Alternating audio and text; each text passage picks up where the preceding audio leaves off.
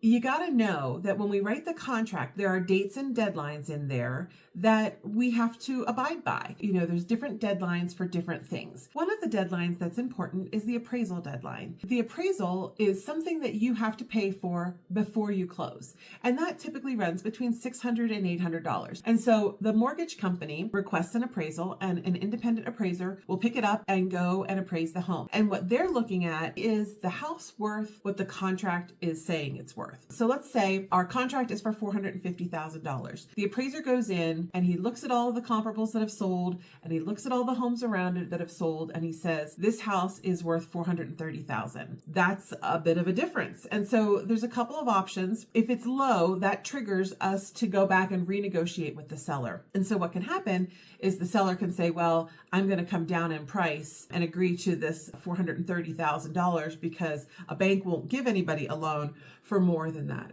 Or if it's in a really hot buyer's market, the buyer could say, well, I've got an extra $20,000 that I'm going to just add on to it. It's called an appraisal gap. We are not seeing a lot of that right now. We did back when it was crazy. The appraisal gap covers that difference between the $450 contract price and the $430 appraisal price, and the buyer would bring that money. So we're not seeing a lot of that, but that is something that can happen. The other thing that can happen is that the seller and the buyer can just not come to an agreement.